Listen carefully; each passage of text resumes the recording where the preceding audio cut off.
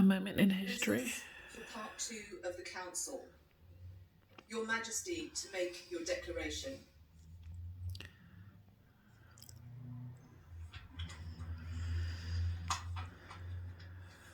My lords, ladies and gentlemen, it is my most sorrowful duty to announce to you the death of my beloved mother, the Queen.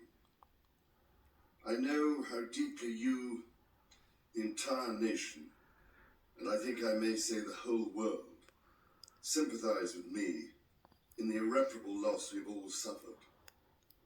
It is the greatest consolation to me to know of the sympathy expressed by so many to my sister and brothers, and that such overwhelming affection and support should be extended to our whole family in our loss.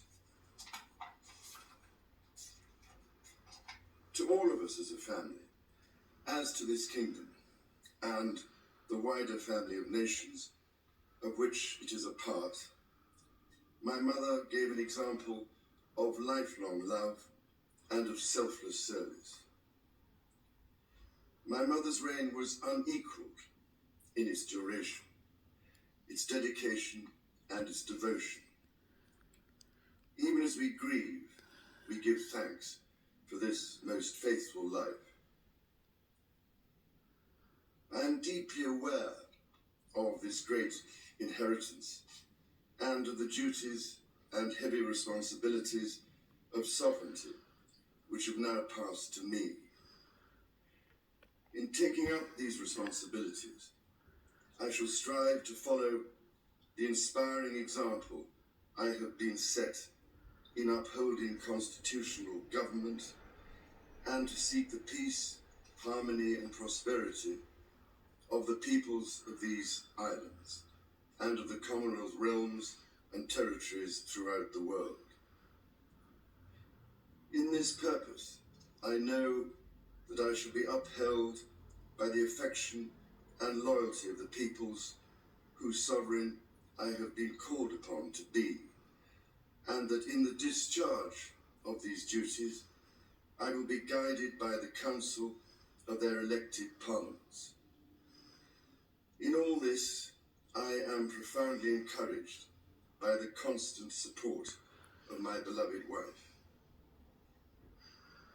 I take this opportunity to confirm my willingness and intention to continue the tradition of surrendering the hereditary revenues, including the Crown Estate, to my government for the benefit of all, in return for the sovereign grant which supports my official duties as head of state and head of nation.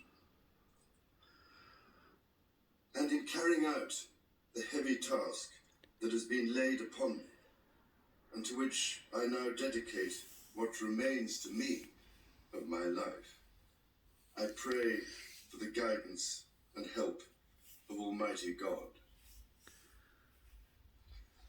I have with humble duty to crave your Majesty's permission for the publication of your gracious speech. Approved. Concerning the security of the Church of Scotland.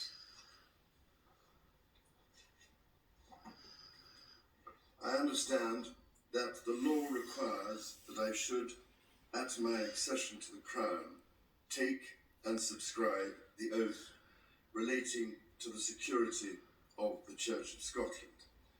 I am ready to do so at this first opportunity. I, Charles III, by the grace of God, of the United Kingdom of Great Britain and Northern Ireland, and of my other realms and territories, King, Defender of the Faith, do faithfully promise and swear that I shall inviolably maintain and preserve the settlement of the true Protestant religion as established by the laws made in Scotland in prosecution of the claim of right, and particularly by an act intituled An Act for Securing the Protestant Religion and Presbyterian Church Government, and by the acts passed in the Parliament of both kingdoms for union of the two kingdoms together with the government, worship, discipline, rights and privileges of the Church of Scotland. So help me God. I now invite Your Majesty to subscribe both copies of the instrument, confirming the oath has been taken.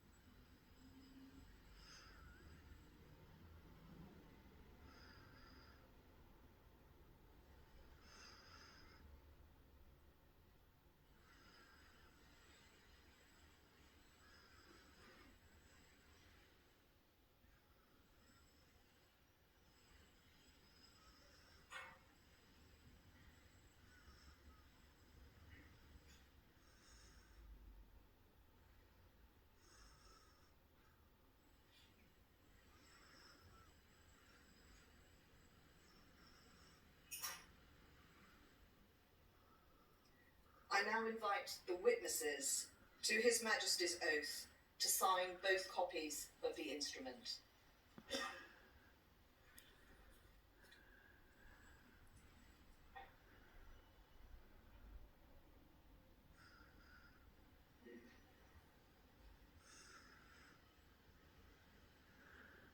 I've just noticed that Prince William is left-handed like me. Yeah, we're special. As lefties.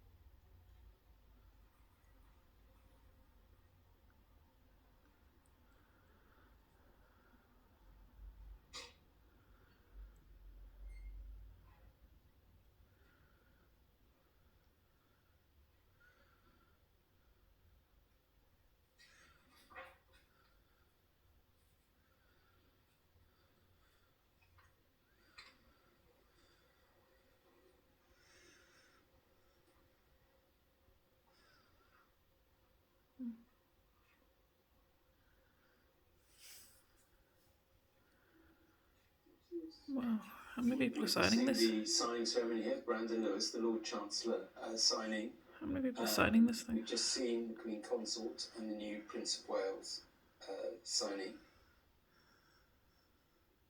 Penny and I both noting in the studio here that William's left-handed, which I mean small trivial moments. Did you know you wrote a book about him, Penny? Did you know he was left-handed?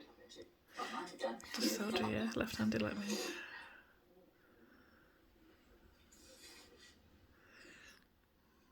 We're a minority group, aren't we, lefties? To reflect here on the importance of Scotland and the Well, presence yes, I of was going to say, Scotland can you in just this. remind us of the importance of the oath to respect the security of the Church of Scotland and, of course, you know, Scottish English? Well, there's Nicola Sturgeon stepping up, so it's a good moment to talk about it. Indeed, I mean, there's a separation of church and state. How many people are going to sign this? Okay, each one from each region of the United Kingdom. Recognise the independence of the Protestant Church. I mean, these are, you know, historical but very sort of resonant moments here. Nicola Sturgeon recognising that the King has acknowledged the independence of the Scottish Church. Not quite enough for her, of course. She would like recognition coming down the line of recognition of independence entirely.